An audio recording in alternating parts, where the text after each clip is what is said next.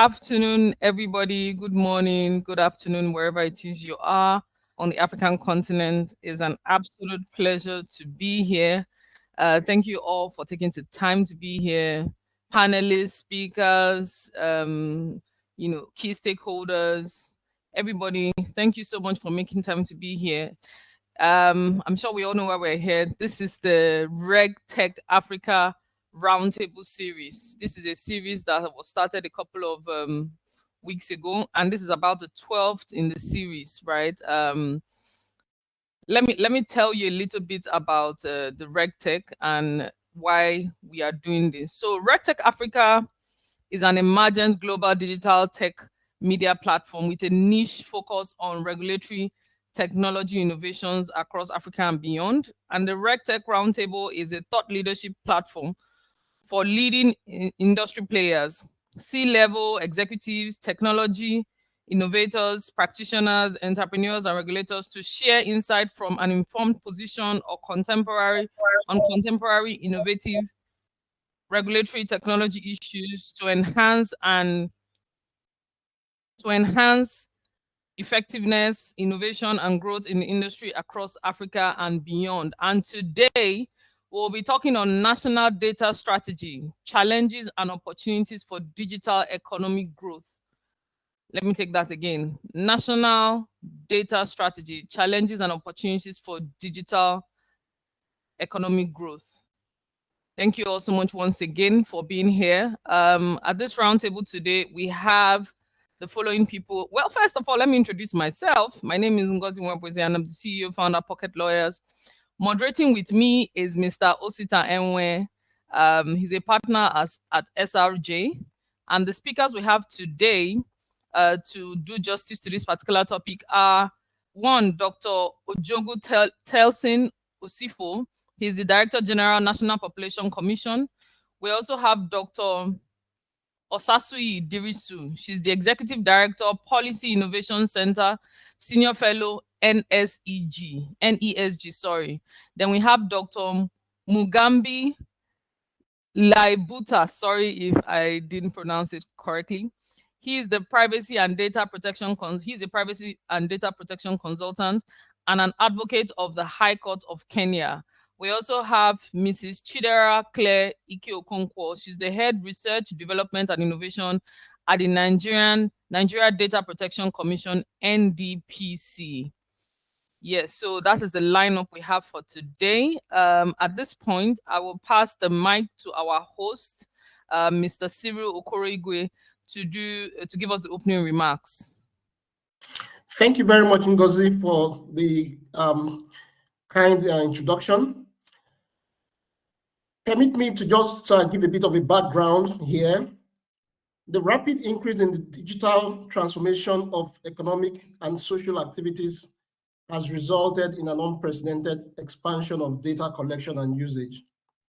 In recent years, some African countries have made significant strides in developing national data strategy to harness the power of data to stimulate economic growth, innovation, and inclusivity for accelerated national identity, national digital economy. The National Data Strategy 2022 for Nigeria acknowledged that a nationally integrated data ecosystem ensures greater social economic benefits to render Nigeria compliant to global standards. This event seeks to contribute to the work of the NDS Technical Working Committee with solution-based approach to the implementation of the national data strategy ecosystem. The key objectives include, one, understand the importance of national data strategy and its significance in today's digital age. Two, assess the implementation of the current national data ecosystem, such as birth, death, national identity, registrations, asset registration, tax data, residency, etc. Three, discuss how an integrated national ecosystem can promote data-based governance and stimulate economic growth. Four, explore current landscape and share best practices and success stories from other regions. 5, identify challenges and opportunities for an integrated ecosystem approach in implementing national data strategy. And 6th, foster networking and collaboration among participants to drive collective action by contributing to the work of the National Data Strategy Technical Working Committee. Permit me at this point to take this opportunity to express our profound gratitude to all of the amazing speakers, partners, and participants from all across the group. Distinguished ladies and gentlemen, I welcome you to the Regtech Africa Roundtable with the theme National Data Strategy, Challenges, Opportunities for Digital Economic Growth. Thank you very much. Thank you so much, Mr. Cyril Okorigwe. Thank you for that short opening remark. And without much ado, we're going to dive into the meat of the day. That's why we're all here, which is a talk on the topic by the speakers titled National Data Strategy, Challenges and Opportunities for Digital Economic Growth. Now, I'm going to read the profiles of the roundtable speakers very briefly. And I would be starting, of course, from Dr. Osasuyi Dirisu. Let me take that very quickly. So Dr. Osasuyi Dirisu is the Executive Director at the Policy Innovation Center and Senior Fellow at the Nigerian Economic Summit Group, NESG, and has over 20 years experience in development and gender expertise. In her role, she oversees interventions in governance, gender inclusion, and social development in Nigeria. Formerly the research director at the Population Council, she led the BMGF-funded Evidence Consortium on Women's Group in Nigeria and played a key role in developing the National Gender-Based Violence GBV dashboard. Osasuyi Dirisu holds a PhD from the University of Leeds. Now I move to the profile of Chidera Claire Ike-Okonkwo. Chidera Claire Ike-Okonkwo is a seasoned data protection and privacy lawyer with a decade of experience.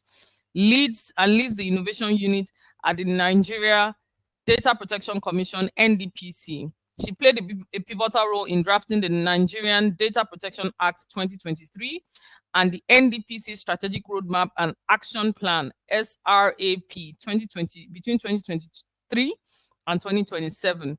In her regulatory role, she collaborates with SMEs, startups, NGOs, and civil society organizations, offering guidance to ensure compliance with data protection laws.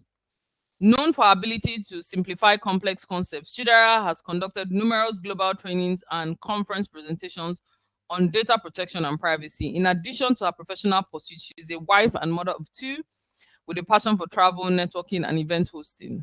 Interesting. Now we move to the profile of Dr. Mugambi Laibuta. Dr. Mugambi Laibuta is seasoned advocate of the High Court of Kenya and certified information privacy manager, holds over 13 years of legal practice, and has also recently been awarded a PhD from the University of Witwatersrand. His research focuses on privacy and data protection in Kenya. Dr. Mugambi is also a trained mediator, legislative counsel, policy analyst, and privacy specialist, offering consulting services in various legal domains, including privacy policy development, governance, digital rights, and legislative drafting. He teaches legal writing and legislative drafting at the Kenya School. Impressive. I move to the profile of Dr. Ojogun Telsin Osifo, Director General, National Population Commission. Dr. Osifo is a seasoned researcher with 30+ years of experience in social, economic, and health research. He holds a PhD in sociology and has actively contributed to 2 Nigerian censuses. Wow. Appointed as Director General of the Nigeria National Population Commission in August 2022, he previously served at the United Nations Population Fund and played a role in the planning of the 2023 Population and Housing Census. Dr. Osifo is from Agbo in Delta State and is happily married with children. Yes, so there goes the profile of all our speakers today. And it's with so much pleasure and honor that we invite all of them to this roundtable. We thank you all for taking the time to be here. We appreciate your time. So I would move very quickly to the first question.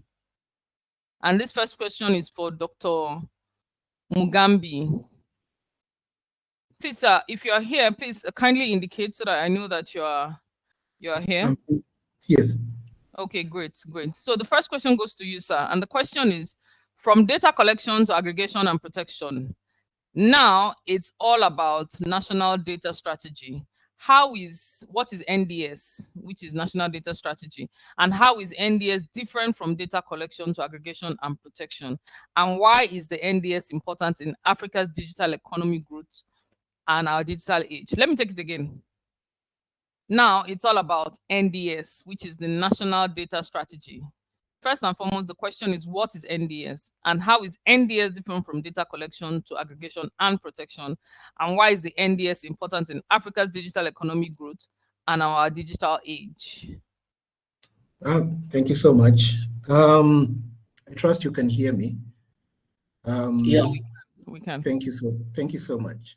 So national digital strategies around the world have been informed by the fact that when you look at the Nigerian national data strategy, it says that data is a factor of production.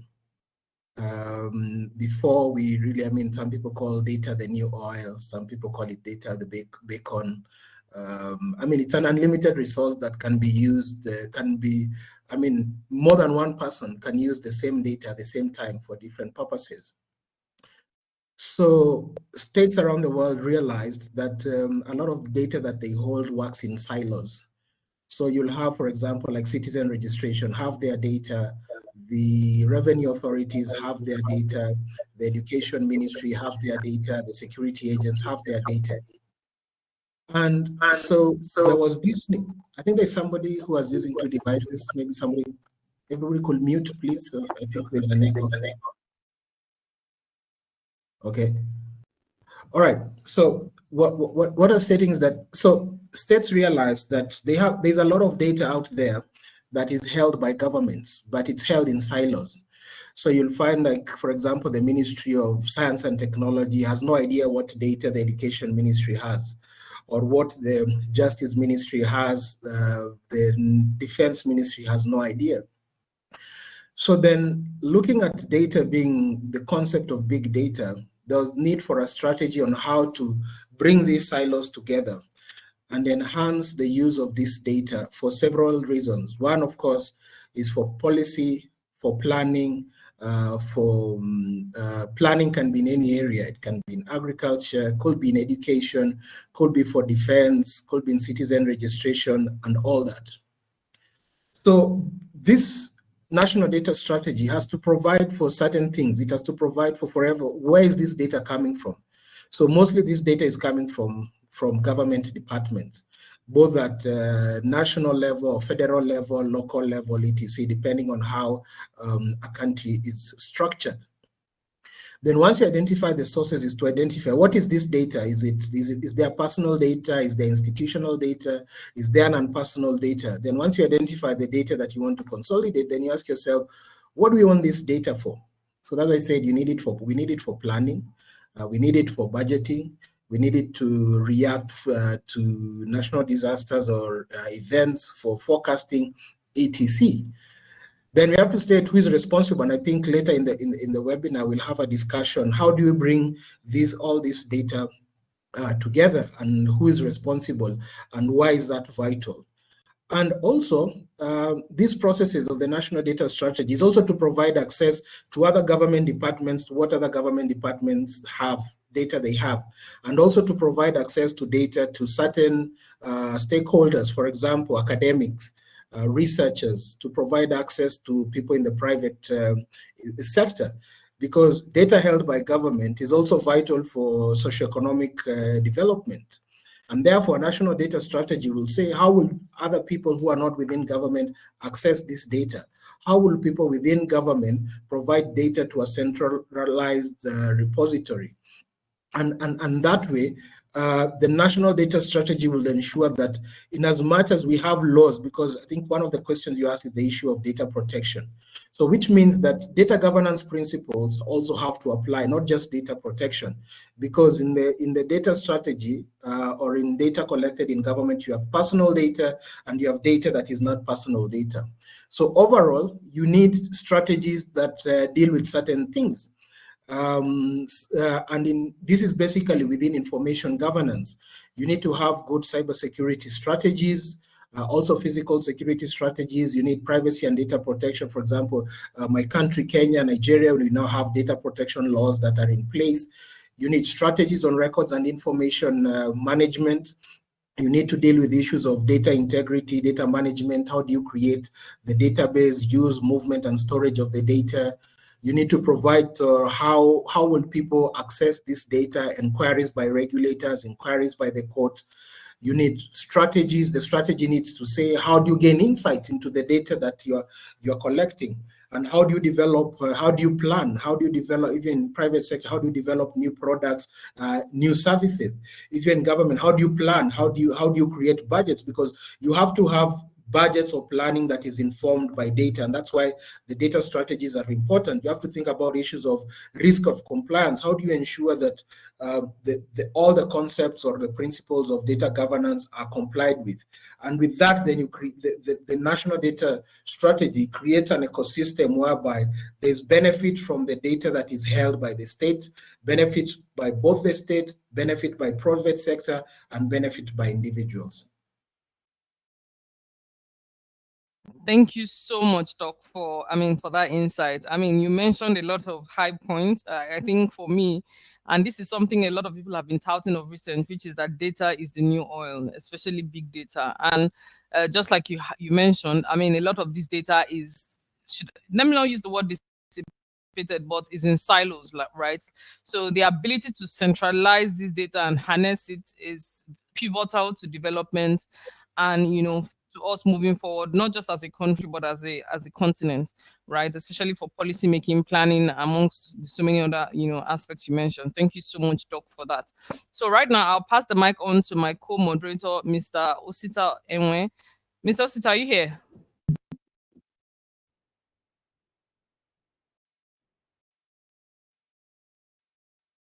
Mr. Osita, if you are speaking, we can't hear you.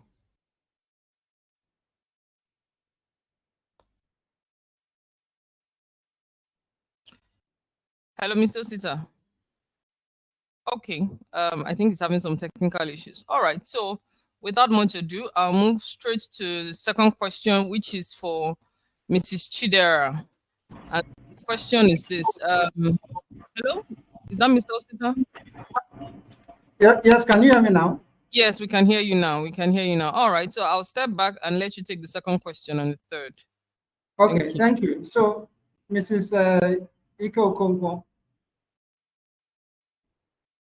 Yes, so the Nigerian Data Protection Commission and its sister agencies across West Africa and Africa are the ombudsman for data protection. Now, is Africa ready for the benefits that come with the national data strategy? Are we really ready to implement these? How does the NDS critical infrastructure pillars Africa's adoption and implementation of the national data strategy?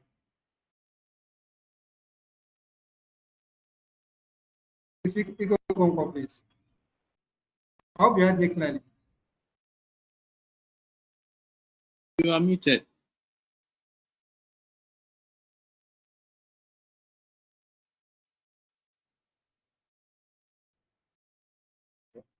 Mrs. Iko, you may need to unmute yourself.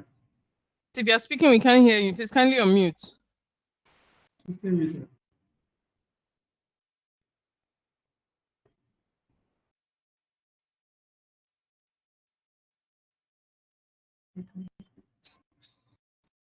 We still can't hear you.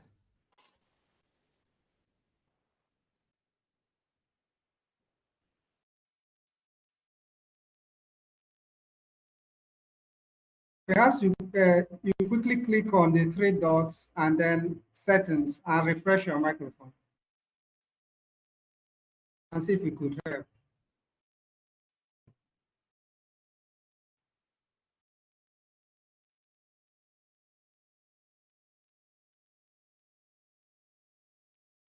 I think we should hear you now.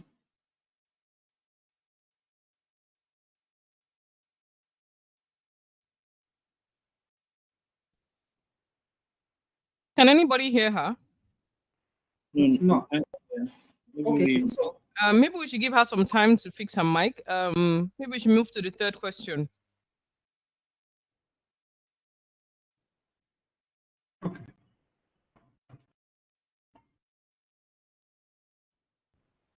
So please continue, Mrs. Margaret.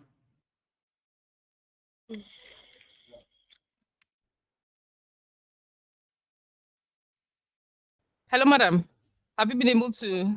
Can we hear you? Can you hear us? I can hear you loud and clear. I great. don't know why you can't hear me. Can you hear me now? Yes, we can hear you now. All right. So, Mr. Osita, please take the question again. Thank you. Okay, so I'm glad you can hear us. So the Nigeria Data Protection Commission and its sister agencies across Africa is the ombudsman for data protection. Is Africa ready for the national data strategy? And how does the NDS critical pillars, so the key infrastructures, aid Africa's adoption and implementation of the NDS? Okay, so first of all, thank you so much for having me today. And on a lighter note, thank you for giving me the opportunity to speak on behalf of Africa. It's a privilege I don't take for granted. I'll try to do justice to the question, seeing as we're looking at it from an African perspective. Starting with Nigeria, if you look at the national digital strategy, in my opinion, it's highly aspirational, and I think that at the level that we are at right now, it would not be correct to say that we are ready, and that's why I said it's highly aspirational. And there are various reasons for my opinion. I think first of all, we need to take into consideration that we just got our data protection law. I know that we've had the Nigeria Data Protection Regulation as far back as 2019, but if we look at the level of compliance, especially within the public sector, between then and now, let me first say that yes, there has been an appreciable increase in the level of compliance, I think from 4% to 7% recently, but I think it's still a long way to go. A lot of public organizations or public institutions, more like ministries, departments, and agencies, are yet to come on board in terms of compliance with the NDP Act, the Nigeria Data Protection Act. And I think anyone listening would agree with me that for you to even implement a national data strategy, something that calls for the harmonization of data from different ministries, departments, agencies, something that can also be shared between public sector and private sector and even civil society organizations. The foundation of any kind of that kind of economy must be data protection and privacy. And so there's still concerns about the level of compliance amongst public institutions, and even the level of compliance on the side of private sectors is more appreciable, but there is still this issue of voluntary compliance. I find that we find that a lot of organizations who are complying are doing so, mostly from the motivation of the law says you have to do it, and so they do it. And it's not to say that this is wrong. I mean, they're in the right, they're on the right path in doing that. But I think that we need to get to the level of,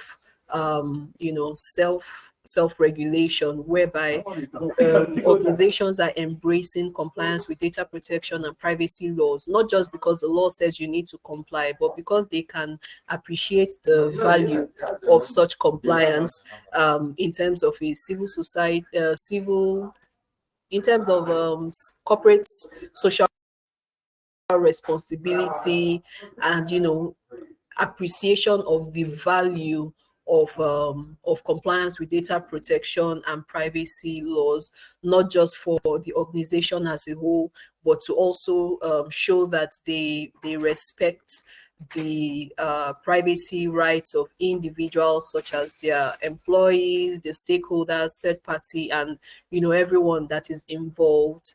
Another reason for my assessment being that we're not quite there yet is the level of digital literacy and skills. Currently, there's a lot of awareness and capacity development or capacity building initiatives that are being undertaken by the Nigeria Data Protection Commission. We believe that these are very crucial to not just implementing the national digital strategy, but it's also crucial to get to the point of people understanding, for instance, what are their rights as individuals, as data subjects, so for organizations also to understand what their responsibilities are as data controllers and data processors. There's also the issue of data usability. I know that we've been talking about digitalization, and now we've moved to digital transformation. So the first step was basically we're turning paper records into computer records, but now that those paper records are now computer records, what sort of digitalization is going on in order to gain meaningful insight from it? And if that is not being done, then we cannot appropriately say that we have gotten to the stage of digital transformation, which is where we ought to be. So I think that we've come away from where we were and where we are right now, but I think that there's still a lot that needs to be done before we can comfortably say that yes, we're ready to have this kind of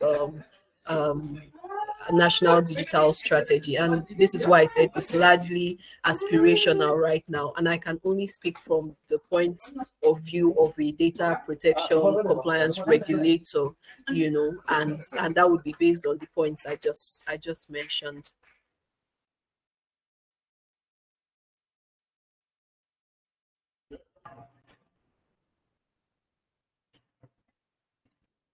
Okay, thank you, Mr. Iko. It's heartwarming to know that the NDS is participation, and then from a local point of view, the states are getting ready and ready for the implementations and the benefits that come with it. It's my best.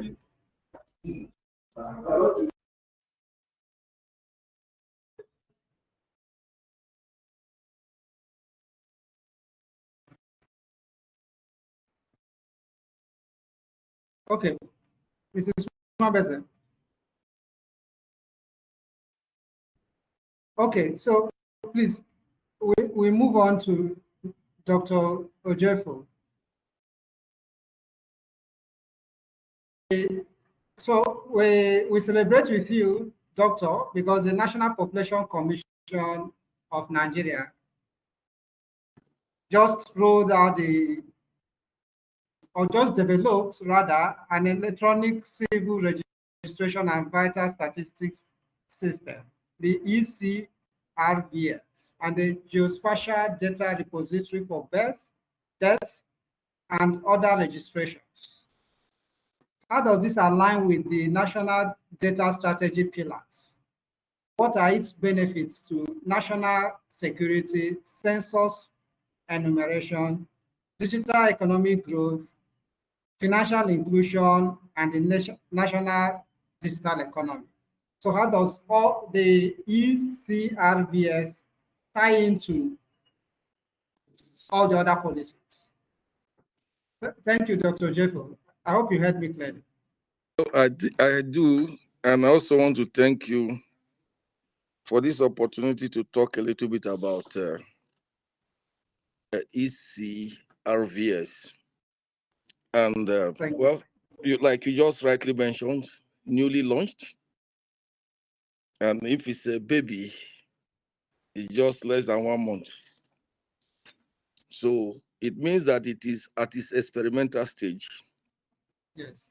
Though going by the fact that the National Population Commission has been doing electronic-based data collection for a little while. The Nigerian Demographic and Health Survey 2018 was electronic-based to a large extent. Now, the geospatial information or geospatial data collection was also absolutely digitized or digitalized. And the ECRVS that was launched, though I said it's experimental, but it's going to go full force with a national outlook because element of it has been experimented with by the UNICEF. And marrying both data together, the geospatial data, wherefore the coordinates of all houses in Nigeria, all buildings, and the purposes for which those buildings are used is known. You know it's going to enhance the quality of data. And how does this affect national security? Well, let us start from talking about that the child is born, and when it's registered, it gives us a legal identity for that child. Now, let's go to death. Death that is recorded or registered goes a long way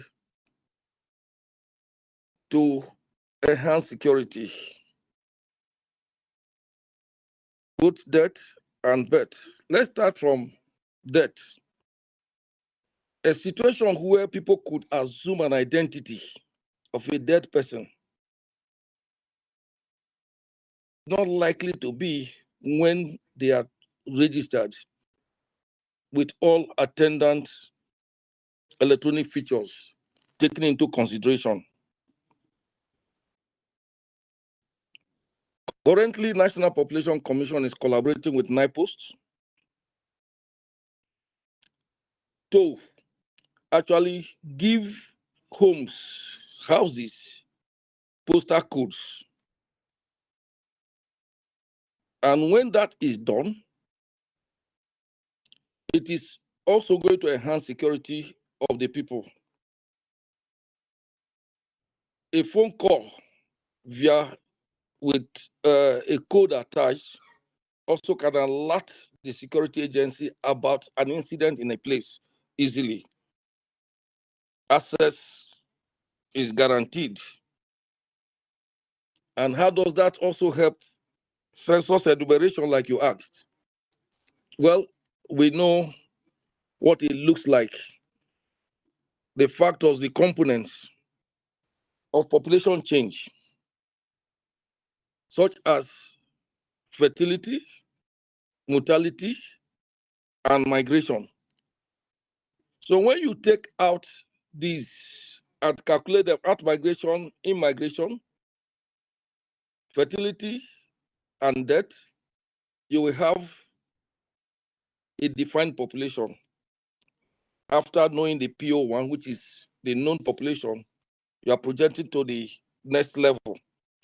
So you could use a good registration system has been established to determine the quality of your census enumeration. And how does this help the digital economy? Well, it has been mentioned by the first speaker that data is like oxygen to development. If you don't have a good or quality data, the tendency is that your planning is going to be disjointed. So that is the situation with others. Now, going straight to other issues that you have raised, like the ecosystem that is expected, the NDS as is expected. Yes, where we are, a lot of data is not married together because of the various platforms by which they were collected. But with the launch of the ECRVS system and the participation of the National Identity Card Management Agency, NIMC, and related organizations, first level of collaboration or establishment of an ecosystem, that ecosystem is taking place already. I think that will be moved into another phase where it will be aligned to the National Repository Data Agency, which is the National Bureau of Statistics. So once these data or the various sets of data are aligned together, you realize that the tendency for planning becomes easier, no matter how multisectoral they look like, because these data will compare with one another and they work along similar platforms for utilization. It minimizes controversies that comes with various data sets. But critically, one thing must be done. Methodologies for data collection must be well defined. The programs must align with one another. And like the last speaker said, data protection becomes absolutely important. In conclusion,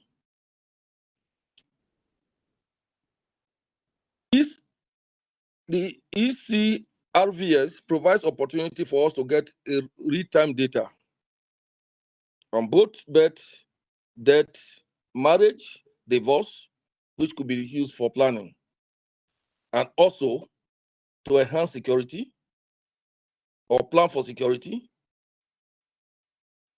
as well as support analysis or quality assessment of the census, more so enhancing the production of more data, more quality data, and digital economy put in place. Over.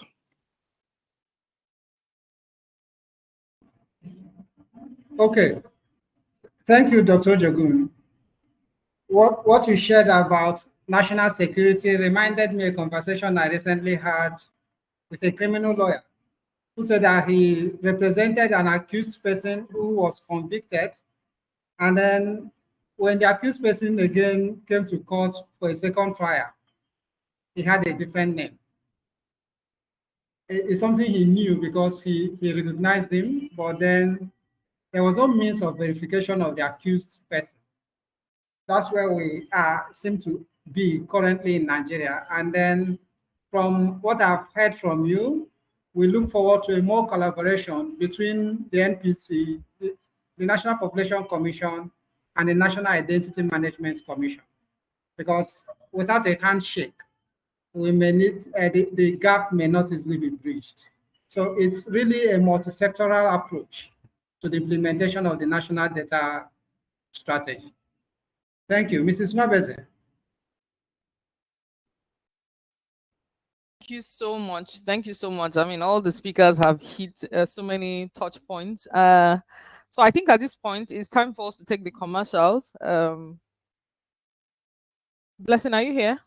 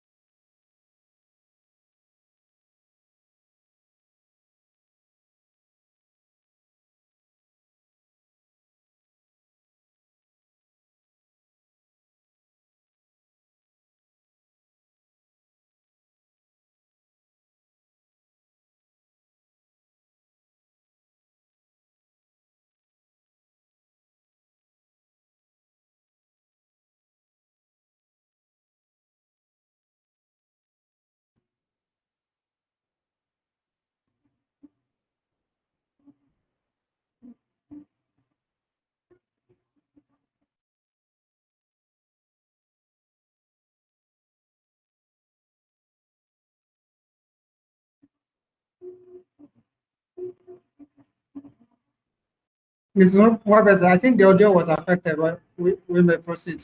So, Yes, yes. Maybe they might, take the commercial again, maybe towards the end.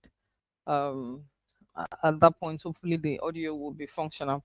All right. So, I would move on to the next question, which is that's the fourth question, which is for Dr. Osasuyi. And the question is this: what is your assessment of African government's commitments to using the NDS to harness the benefits of the digital economy? And how can infrastructure pillars help African governments and businesses grow, innovate, and accelerate a national digital economy? I take it again. What is your assessment of African government's commitment to using the NDFs to harness the benefits of the digital economy? And how can the infrastructure pillars help African governments and businesses grow, innovate, and accelerate a national digital economy? This question is for Dr. Osasuyi. Thank you so much. Can you hear me? Yes, we can hear you now, madam. Thank you so much. So you have the mic.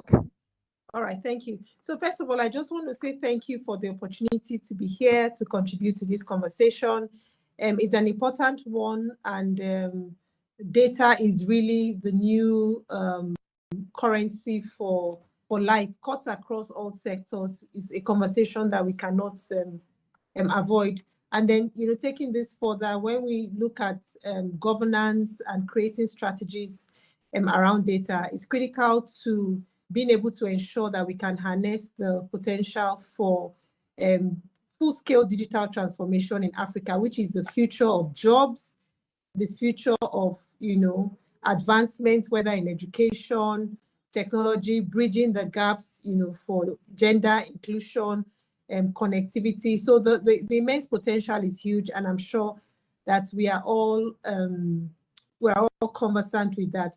But when we now think through the potential, or that's how the commitments of governments to harness the benefits of the digital economy, I will first of all reflect on it from two perspectives. One is the industry, the digital economic sector is one that has largely grown without waiting for government in the first place. So it gives government that very hard task or responsibility of trying to catch up.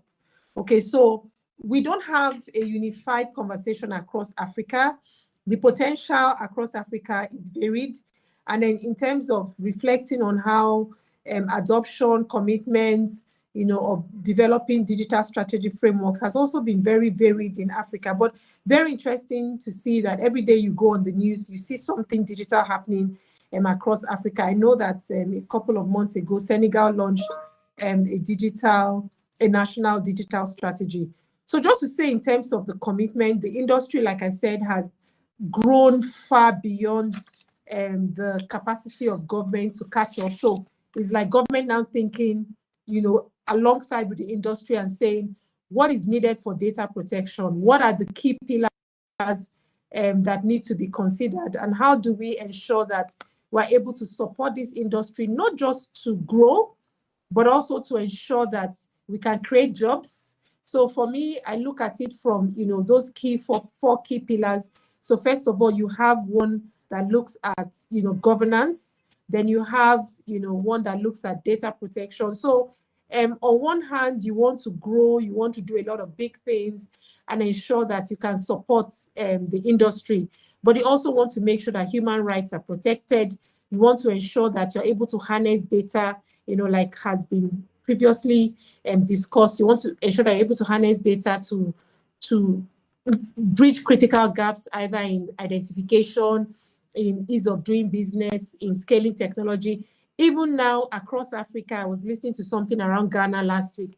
When the government thinks about the digital, government thinks about jobs, is also thinking about the digital economy. So the government, there's increasing commitments, on the side of governments to do something around ensuring that they can harness the benefits of digital economy. Now, in taking that conversation further, that's where, having data strategies coming. It even goes into conversations we are having now about digital public infrastructure, digital public goods, and looking at, okay, for this to happen, we need data at the center of this conversation. We need to fix digital identification, which is what the Director General of Population Commission was talking about in terms of the progress that they have made. We need to make sure that people are not cyberbullied. We need to make sure that people's data is protected. So we see that the pace of advancement in digital economy has outstripped that conversation for government. Now, what does the government need to do in terms of demonstrating commitment to ensuring that we can harness the full potential of the sector? So one is in the area of policy, creating that policy enabling environment. So yes, we have digital growth, and thankful for opportunities to have strategies like this. What policies do we need? And it's not just one. Is looking at a full bouquet of policy conversations that need to go into ensuring that you can bring investments in, and investors' investments are protected, and the citizens, the beneficiary is protected. And if I'm providing information about my ID, I ensure that also this is protected. So Nigeria, in the last few years, we have the NDEPS, the Digital Economic Policy and Strategy. We now have the data strategy across Africa. We're seeing that. I'm hoping that this commitment can be sustained by collective action from public, private sector, and investors to ensure that maybe by 2030, hopefully, we have that Africa we see policy approaches being adopted by African countries. We're able to also provide opportunities to share information, share best practice, create opportunities for peer learning within African countries, because it's still really early days. There's still a lot of learning going on to the way digital transformation has been scaled in Africa. What about cross-border trade? What are the implications for this? I'm just throwing out a lot of things that African countries need to think about when we begin to think about increasing commitment to ensure that we're harnessing the full potential of the digital economy. So what of cross-border trade? What of flow of digital innovations, creative ideas across different jurisdictions? I mean, this is Africa. We're looking at a continent. What about cybercrime? How does that conversation impact on security of businesses, data production, data flows, regulation? So I'm just putting it out there. And then what are the risks also that governments need to be thinking about? What of research and development? How are we thinking about what evidence government would need to drive improvements, in these sectors on the long term? And then coming to the second question, I think the second question was, how can the infrastructure pillar of the data strategy help governments to grow, innovate, and accelerate the digital economy? If you're looking within Africa, I'll use Nigeria as an example. Anytime we talk about digital infrastructure, I always like to start from the hard one first. So before we even go into soft infrastructure, let's look at the hard infrastructure. So in creating that enabling environment for growth, we need to think about basic infrastructure such as roads. We need to still think about electricity, access to electricity. We need to think about security. I mean, if you set up hubs, and for example, you need to ensure there's light. We need some level of conversations around security. I mean, to ensure that people can work till late. And you see, if you go abroad, you see ideation hubs that are open 24 hours. It's not just enough to say, okay, 9 to 5, but really being able to think about the full scale infrastructure that is needed. So I always like to start from that hard infrastructure. It's a conversation that we cannot run away from. But coming to the soft infrastructure, in order to ensure that we're able to really scale, innovate, and expand, first of all, there has to be that policy and enabling environment, which I've talked about. What do we need to ensure that we have policies that protect investments? What are we doing about ensuring connectivity and right of way, ensuring that if somebody is coming with an investment, he knows that he can do 5-10 years, $10 million, and there's no policy change coming in the next 2 or 3 years that would cripple those sort of conversations. Data protection, coming back to thinking about issues around, ensuring that, we have data protection, formation, just even being able to ensure that we can create channels to communicate what we're doing, what government is doing, just even enabling people to understand how the digital ecosystem works, then coming to the issue of, for example, AI, now that everyone is talking about artificial intelligence, what does that mean for inclusion? What does that mean for data protection? So these are some of the infrastructures that we need to be talking about. Having big data platforms, having security operation centers, ensuring that we have all the linkages that we need to ensure that we're building an infrastructure that not only supports digital growth today, but we're looking at 5-10 years down the line, and we have thought through what sort of infrastructure needs need to be laid out, over a long term to support digital growth in Nigeria and across Africa also.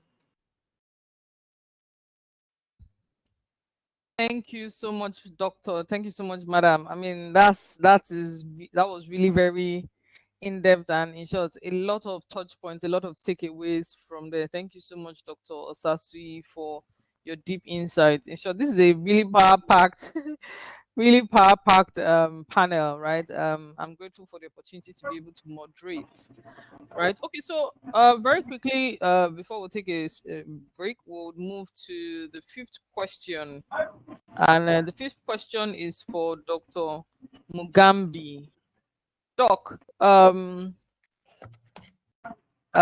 the question is, what is an integrated national data ecosystem? That's the INDE, and how can African governments leverage INDE to promote database governance and stimulate economic growth? I take that again. What is an integrated national data ecosystem? That's the INDE. And how can African governments leverage INDE to promote database governance and stimulate economic growth? Thank you so much. A lot has been said by the panelists, and I mean, it's quite informative to see the reflections. So when you're talking about integration, we are thinking about a single harmonized database. In my introduction, I pointed to the fact that a lot of government departments are existing in silos, whether at national level, federal level, state level, or local level, depending on the levels of government within a country. So the question is, how do we bring all this data within a harmonized and centralized database? The previous speaker, Doc, has talked about the need for infrastructure. So the questions that, and she mentioned the issues of policy. So we have to decide because, for example, Nigeria has the NDS, the National Data Strategy. And the question will be, where will an integrated database be anchored? Is it by a statute created by the legislature, or a policy that has been pronounced by the executive? In my view, it's important that because the socioeconomic effects of having data being used for socioeconomic purposes, for political purposes, for security purposes, it has an impact on fundamental rights and freedoms of the citizens, of the people within a certain jurisdiction. So there are very important questions that governments should at first ask themselves. They should carry out some inquiry. In my view, there should be an inquiry first. What data is being held by the state? Both personal data and non-personal data, because we have data protection laws that have provisions relating to personal data.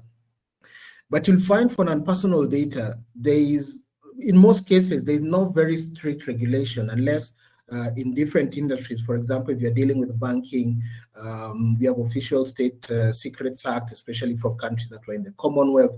But it is important at first to have a catalog or inventory. What data is being held by the state, by governments, both at national and local level, and how is it being used? So after this inquiry, knowing what data is being held, both personal and non-personal data, institutional data, etc., then the next question is usually, how is it going to be centralized? because we also have to understand that there are a lot of politics when you're dealing with government departments, because when you talk about integration, people a lot, especially, I mean, like I can look at the example of governments that I've worked in, people feel that they are going to lose their jobs. So when you're talking about integrating databases and having a harmonized single point of knowledge or a single point of truth, it is important to know how is that process to be carried out and who is going to be involved in that process. Because as Doc mentioned before, there's the issue of technology. What technology or platforms are you creating? And the fact that in Africa, we are net consumers of technology. I mean, I'm sure you've heard about these things about algorithmic colonialism, tech colonialism, platform colonialism, etc. The question government should ask themselves is, are they the ones that are crafting these platforms or the infrastructure to have this harmonized single point of truth? Another question is it really possible to have a single source of truth? Because that's what the government is trying to create, whereby everybody within public and private sector and governmental civil society are able, in academia, are able to access the single point of truth. So when we're integrating this data ecosystem, it's very important also to deal with the governance issues. Who will be in charge of this platform and why? If you're talking about the National Bureau of Statistics, is it the correct organ, or is it more critical to have a new institution to be the stakeholder of this integrated system? There's this principle that has been there in data governance over the years about data stewardship. Who will be the data steward for all this? What will be their responsibility within statute? How are they accountable on certain issues that have been raised, on the issues of security, on the issues of use of that data, on the issues of access? How is that data to be shared between government to government? And also, can data be shared between across borders? We know within data protection laws, they are very strict, and it's been mentioned. There are very strict guidelines on moving data from one jurisdiction to the other. But what about when you're dealing with non-personal data? How do you do that? Because that was done, for example, during the Ebola pandemic, the coronavirus, where governments would share health data. Something else that is important, how do you move the data from government to individual, from government to business? And then one of the most controversial issues is, can we have opportunity? Because I know it's not mentioned in the Nigerian data strategy, but can we move data from business or from private sector to government? And people are usually very uncomfortable when you mention that for obvious reason. Then certain issues about how do you clean this data? Because this data is noisy, because you have data from all these departments. How do you clean the data? How do you ensure, I think like Doc talked about, the commissioner talked about that people are born, people pass on, people get married, people get divorced or something like that, people get separated. So how do you clean data? The issue of deduplication, how do you ensure that this data is usable for whatever audience that you're dealing with? So governments can leverage on use of this data, can leverage on these integrated data ecosystems by creating very clear legislative, policy, and governance structures, so that whoever is accessing this data or using this data, there are very clear guidelines on how this is to be carried out. And it will even be more instructive if there was a common thread within. We know that the AU has the African Union data framework, but that framework is pointed. It's not binding on any state. It's suggestions. So the question is, and remember, for example, even when you're talking about data, for example, the AU Convention on Cybersecurity and Personal Data Protection, only I think 16 countries have ratified that convention. This is in place, but also when you look across Africa, it means that all other countries, if only 16, where are the rest? Why haven't they signed? And if they are not signed, will they even be persuaded to implement the principles or the suggestions set out in the AU data framework? Because another critical issue is, how do different regulators deal with each other, coordinate on this issue? We've been talking about the data protection authorities, but what about consumer protection authorities, competition authorities, central banks, insurance regulators, etc., because this data will have an effect on that. So it's important that to also define, in as much as you're talking about the state departments that are bringing this data together in a centralized point, but who regulates how this is being done? And if there are issues to data protection that marry with the issues of consumer protection, how do you deal with that? And this calls for an overhaul or a 360-degree view of the laws and policies of a country. So not just looking at laws that about the integrated data system, but all laws that will be affected by the strategy or the integrated harmonized system. And by doing that, then that data, that ecosystem will create an environment where you can use that data for planning.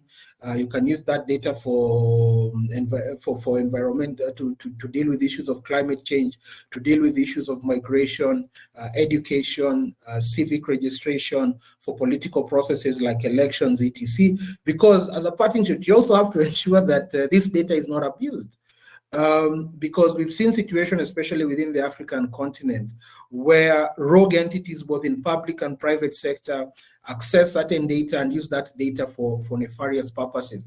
So the question is, how do we, in as much as we are talking about we know that there are benefits, but also how do we protect ourselves from these nefarious characters who do not want to use this data for public good, but for some selfish and detrimental purposes. Thank you so much.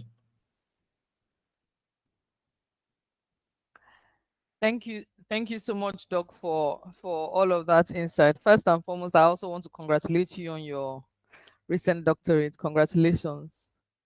Thank you so much. Much very appreciated. well deserved. Very well deserved. All right. So at this point, I'll pass the mic to my co-moderator to do a summary of all that has been said so far.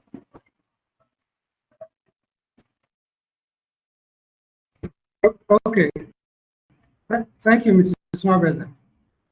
So far, we have learned that from data aggregation to protection, now Africa is getting ready for the benefits that come from the national data strategy. And then we realized that the national data strategy using the Nigerian NDS as a use case is aspirational. And then again, Africa is a consumer of technology. So we need to not only to be able to create a digital infrastructure, we need real infrastructure. And this is what we have learned today, that the real infrastructure supplements or complements the digital infrastructure. Now, we only learned that Nigeria, trying to lead, has developed the ECRVS. And this must not exist in silo. There are a lot of integration and handshake is required. So a multi-sectoral approach to its adoption and implementation is necessary. Again, heard clearly that the integrated national data ecosystem is something that is necessary because data must not be allowed to exist in silos or even in symmetry, as it could be for some other entities and countries. So it has to be nationally integrated and accessible to both public and private enterprises and individuals, and then citizens and other users. So permit me, Mrs. Mabeze, now to initiate the sixth question, which is Dr. Ojegun will help us to address. So, Dr. Ojegun, from a West African National Population Commission perspective, which is a seat that you occupy, from the Nigerian stand, using the ECRVS as a use case, what more must African governments do to ensure best practices in NDS adoption and implementation? So there are real concerns, and this has come out much more clearly. What can we do to ensure best practices in adopting and implementing the national data strategy? Thank you, Dr. Ojogun. Well, thanks for another great question. And I want to actually emphasize that Dr. Mugambi seems to have asked all the questions. Probably wants us to begin to expatiate and provide some kind of answer. Yes. Yeah, and I want to thank him for that. It shows that he's a doctor indeed, because he has set the ball rolling. And here I noted that a lot needs to be done. He has mentioned many of them. But, first of all, I just want us to think that you have to do what looks like in-house or country-based data harmonization before you move to the spheres of the West African coast. And what we need to do within also dovetails to what we might do when countries come together. One, define policy direction based on political will. Two, go the whole hog within the context of that policy. Two, human capital development. Because what you don't have, you cannot give. Then three, he has already mentioned data protection. The need to believe in one another, that what the data given or the data shared will not be used for what it is not meant for.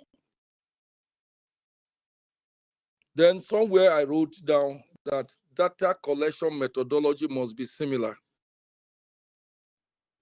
or it must be within the context of what each other understands. Concept definition must be streamlined.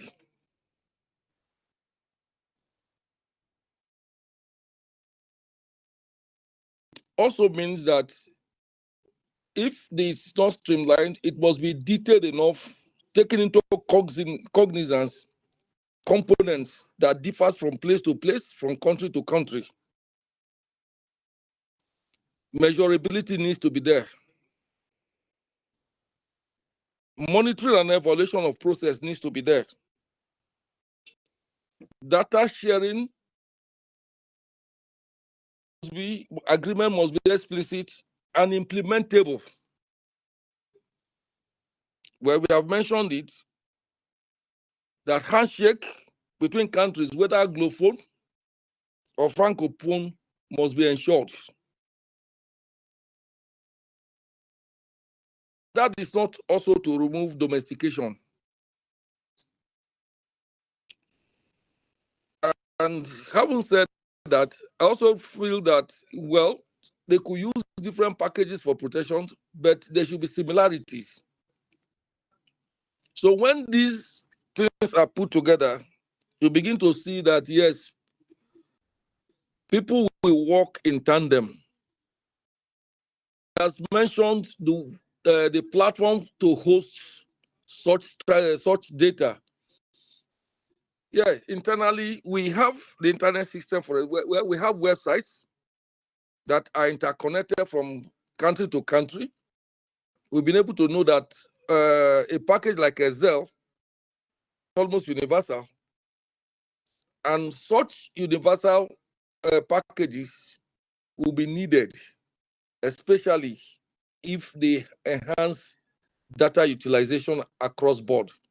I think those are the few points I've just been able to list along the line. Thank you so much. Thank you so much, sir, for your insight. Very, very in-depth. And thank you so much. So without further ado, we would move to the next question.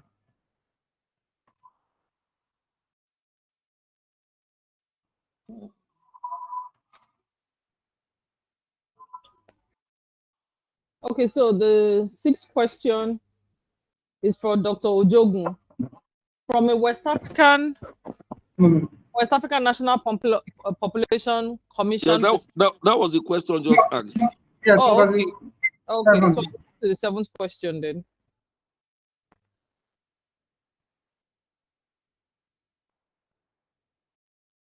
Okay, so this is for Mrs. Chidera. You may agree. Can you hear me, Mrs. Chidera? Hello? Mrs. Chidera, are you here? Hello, Mrs. Chidera. She's on the call. Okay. Okay, all right. I think she has dropped off. All right, so I think I'm just going to throw that question open to whoever it is that can answer it. Let me just throw it open. So please, any of the speakers should feel free to please take a stab at that question. So it is this: you may agree that statistically Africa's population may reach well, of course, Africa's population will definitely increase, of course, by 2030. How do you envisage the roles of Africa Data Protection Commissions and the technology development agencies in ensuring credible, intelligent data and a nationally integrated data ecosystem for digital economic growth? Let me take that again. With the increase in the population, in African population by 2030, how do you envisage the roles of Africa Data Protection Commissions and technology development agencies in ensuring credible, intelligent data and nationally integrated data ecosystem for digital economic growth? So anybody can please take a, answer this question.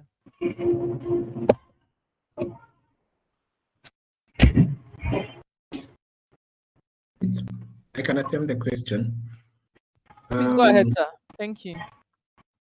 So one of the challenges within Africa is the lawmaking process within the African Union and within the regional bodies, whether it's ECOWAS, whether it's African Community, whether it's SADC, etc.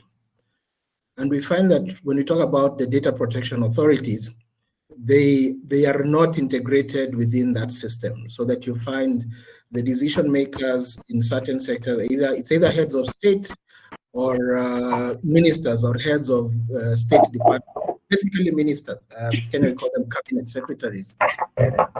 So how in various forums I've stated that we've seen a move by data protection authorities around Africa to call for harmonization of data protection regulation, which is difficult in my view, because when you look across Africa, there are not two countries with a similar data protection laws. All of them are different. And the good thing, I think, when I look at the Nigerian data protection law, what I love about it is that it is an improvement. I think the drafters looked at what has been happening around the continent, and they improved on they improved on what the regulation around the continent is. So we also hope that the implementation and the oversight will be as good as the law itself.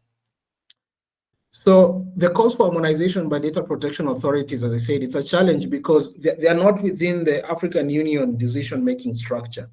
They are not heads of states or heads of government, and they are not cabinet secretary or ministers within their government. So they are further down through the pecking. Actually, they are not within the pecking order of the African Union decision-making processes. So there are discussions about harmonization or data protection regulation may hit a snag, because it will require, Commissioner here said that the need for mention a very critical issue, which is political goodwill. So how can data protection authorities specifically navigate through this? One way is that when you look at most data protection laws within the continent, they empower data protection authorities to come up with certifications. For example, if I look at, when you look at, I here have the Kenyan data protection law. So when you look at section 74, for example, it says that the data commissioner may, for purposes of this act, offer data protection certification standards. And certification standards are provided in almost many, when you look at the data protection laws around the continent, they have that provision for certification. So I think a low-hanging fruit for these data protection authorities, especially when you're talking about national data strategies, where you're taking use, creation, and transfer of data within the continent, is to create harmonized, because data protection authorities are empowered by their laws to create certification standards, is these data protection authorities to come together and create certification standards that are common, because that they will be allowed to do that. They are empowered to do that within the law.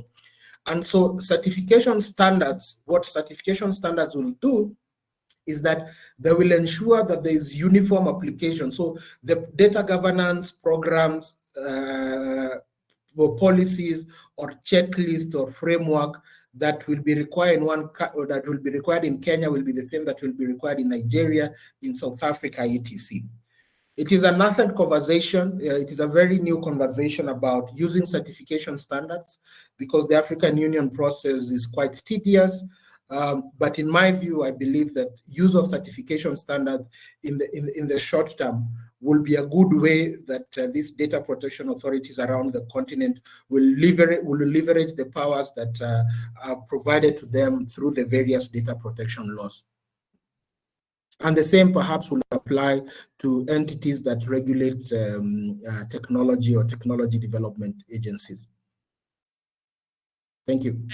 Thank you so much, Doc. So basically, harmonization of certification standards across Africa is going to be a game changer and will sure answer the question of harmonization of, these different laws across, Africa. All right, thank you so much. So we move to the next question. That's question number 8. This question is for Dr. Osasui, and this is it. Hello, Doc. Are you here? Dr. Osasui, are you here? Oh, great. Thank you. All right, so let me take the question. NESG is positioned to accelerate economic policies in Nigeria. What are the opportunities that NDS brings to Africa's digital economic growth? How would you describe the challenges that NDS may provoke in regulation, compliance, and transactions or service delivery across Africa? Let me take it again. NESG is positioned to accelerate economic policies in Nigeria. What are the opportunities that NDS brings to Africa's digital economic growth? And how would you describe the challenges that NDS may provoke in regulation, compliance, and transactions or service delivery across Africa? Dr. Sasui, please. Okay. Yeah. Okay, thank you. Thank you. I'm not really clear on the first part of NESG's position, so how it fits into the question. But when we going back to the opportunities for digital economic growth, I think that the opportunities that the NDS brings in is immense. First of all, it lays down that conversation. I mean, just even having that framework, how does government, when we think about data, for example, how does government interface with the private sector? So if you look at government will use data for decision-making, for planning, for policy, for service delivery, and also for making economic decisions.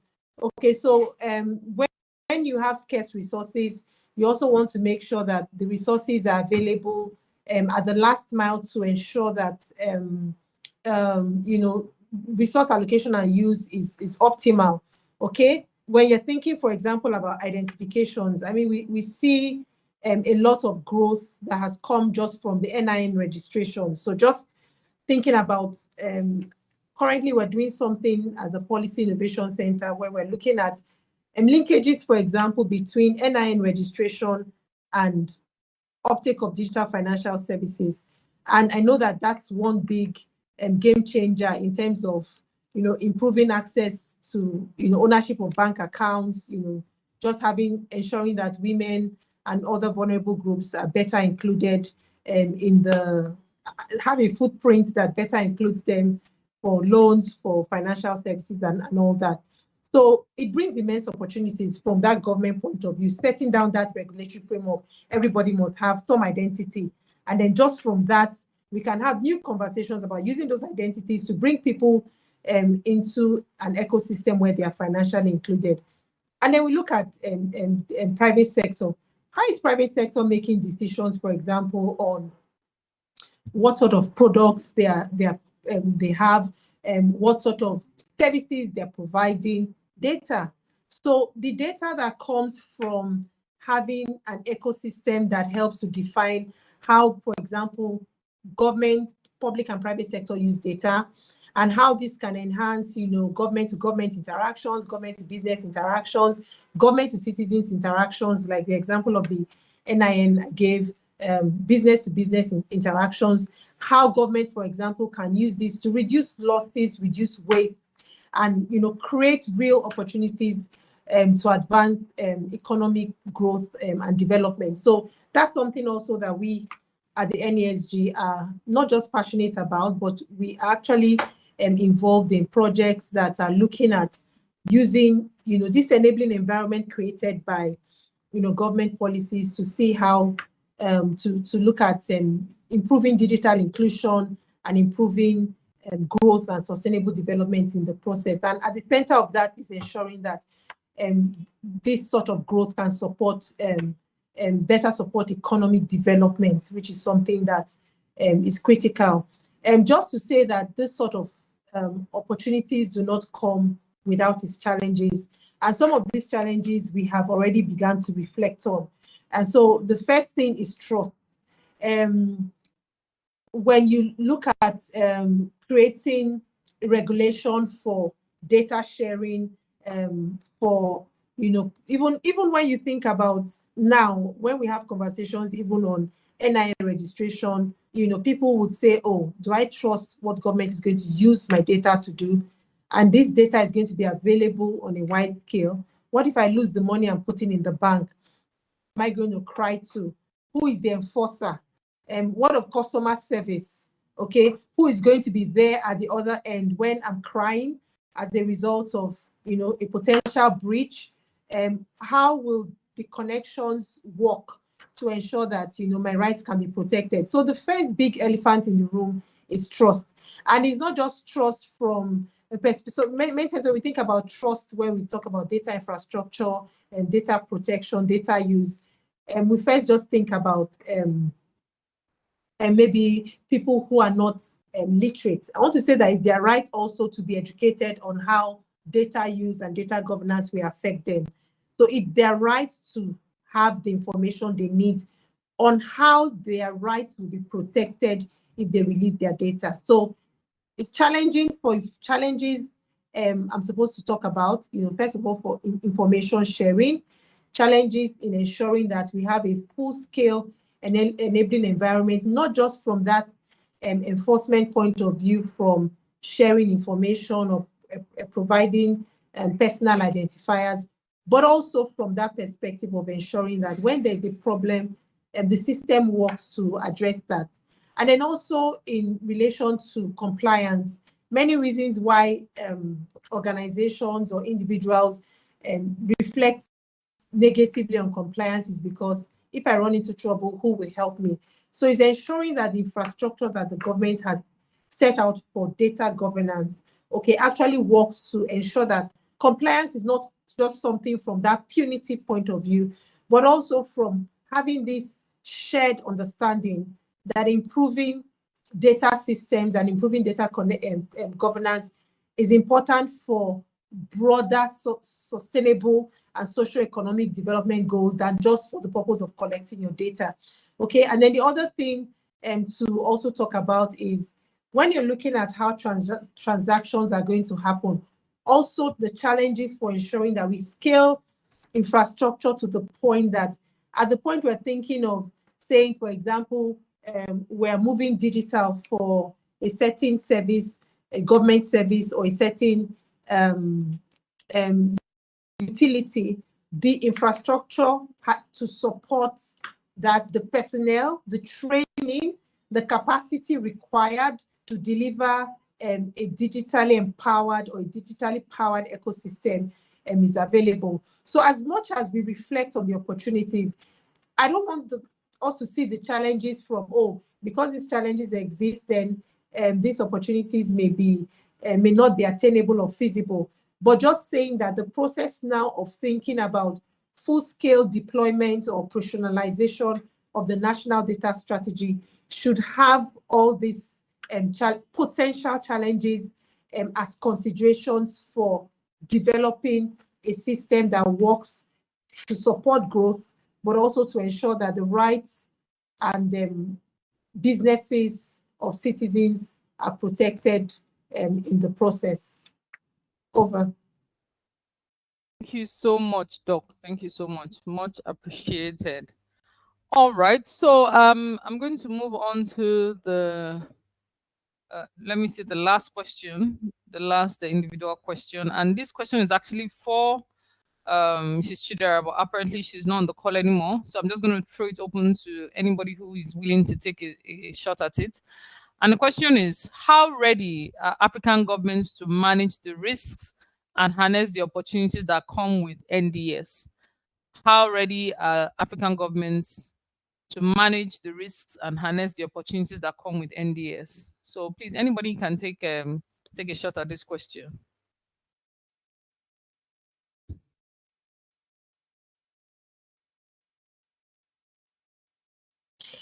I think just one comment from me, and that would be the readiness is one, but I think the African governments, I don't think there's any choice, like, are you ready? I think it's a case of plunging in because that's where the opportunities are. So I think it's a bit late to be asking if African governments are ready. The world has gone digital, global, and that's where the future of work is, future of opportunities for health, for scaling educational opportunities, for agriculture, for even government, increasing efficiency in government.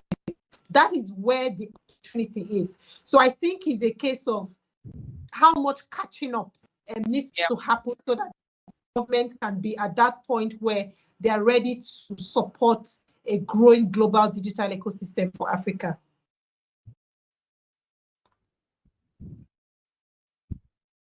Thank you so much. Thank you so much, madam. Much appreciated and very succinct. So I'm going to pass the mic now to Mr. Onwe. Please take it from here. Mr. Osita.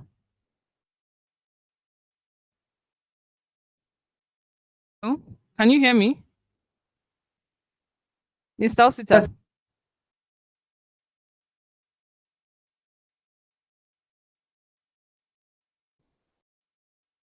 I don't know if you can hear me. I heard you for a little bit, but you're off. You're off now. Okay. Can you hear me? Yes, I can now. I can hear you now. Okay. So many thanks to you and to the panelists. I think we've been able to make good use of our time, and we are still within the, well, slightly behind time. And now, in closing, we are drawing to a close, and this has been remarkable. I think one key takeaway is that a lot of collaboration is required among governments, parastatals, and governments and states, from a local government to states and then federal, for those who practice the federal system. And again, among the nations, among states in Africa, so among the African countries, eventually. So, and perhaps maybe good to approach it from a block perspective. So from a West African perspective, until we achieve a full integration, riding on the African Continental Trade Agreement. So, and then again, it is useful that data policies and rollout strategies be similar among countries and then within the nations, because without it, it makes life more difficult for both businesses and governments. Also, the private and public sectors will find it difficult from a compliance point of view and from utilization. So now, in closing, we'll allow all the panelists to perhaps utilize a minute or two in sharing their perspectives on how African governments can better adopt, recapping really, how African governments can better adopt and integrate a national data ecosystem approach for implementing the NDS. In no particular order, I would like to give preference to the woman among us now, really. Dr. Jirisu, could you start with your final thoughts? Yeah, so I think my final thoughts is we have unique opportunities here, especially because we have a largely youth population in Africa. We cannot engage them without having a robust digital ecosystem. And I think that this data strategy is a good starting point to have some governance structure around scaling digital transformation in Africa. Thank you. Thank you. And then we travel digitally to Kenya. Dr. Laibutu.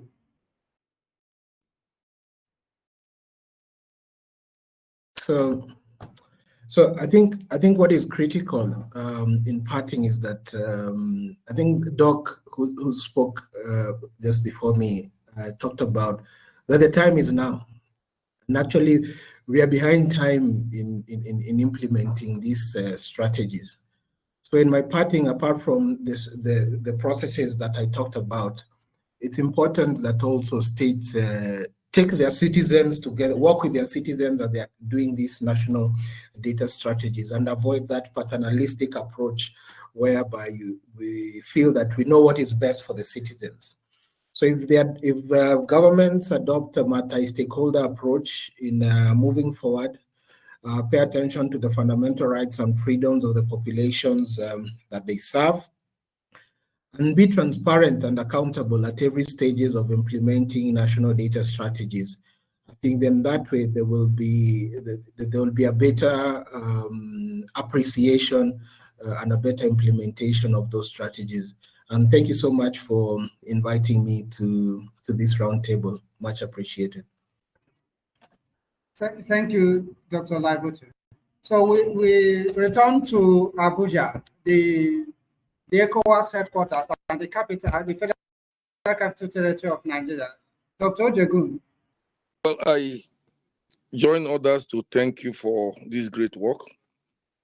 And I have asked myself a question. If not for you and your organization, have I heard very well about national data strategy? Not as such, except I had to read through because it became important. So that tells me that there is need for more advocacy and sensitization of identified key players, and that should continue until until most of us get used to it and work in tandem with it. Over.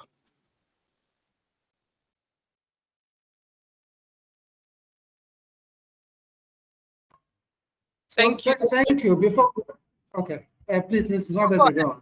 Please. Okay, so I just wanted to mention and essentially to draw Mr. Kodigwe's attention to what Dr. Jegun has said. So the public sector needs a lot of collaboration with the private sector, and RegTech Africa is positioned to help advance advocacy and all the other assistance that may be required. So I'm urging Mr. Kodigwe to ensure that he maintains close relationship with everyone, and especially Dr. Ojegun. Thank you, Mrs. Swaggart. Yes, thank you all so much for an amazing shot. I'm glad that this is recorded because I myself, I need to go back there. I mean, there have been so many touch points. I mean, for somebody who is also in the legal space, I mean, there are so many touch points, and there's of course a lot of conversation happening around data privacy, data protection, the digital economy, all of that. And you have all done justice to this. from across Africa, and we are really grateful. Regtech Africa is super grateful for this for everybody who's here, who's made out the time to be here, from our speakers to our moderators to even our the participants, people who are listening on the other side. We want to say a very big thank you to Dr. Ojogu Telsin Osifo, to Dr. Osasui Dirisu, to Dr. Mugambi Leibuta, all the way from Kenya, and to Mrs. Chidera Claire Ike Okonkwo. We want to thank everybody for your time, for your wisdom, for your knowledge, for your insight, for your in-depth insight. I mean, thank you all so much. It is much, much, much appreciated. All right, so I would also like to use this opportunity to say, I mean, the video that was played earlier during the break is basically about the 2024 RegTech Awards and Conference, which is going to happen between the 23rd and 24th of May next year, 2024, in Lagos, Nigeria. The theme is Harnessing Partnerships for Africa's Prosperity, Bridging the Data Trust Gap. And it's going to be a hybrid event. It's going to be 2 days, 10 tracks, 50 speakers, over 1,000 participants. And this is literally going to be Africa's largest regulatory event. You don't want to miss it. I'm sure RegTech Africa will put out more word about this as the event draws closer and as the year comes to an end. I'd like to say a very big thank you once again.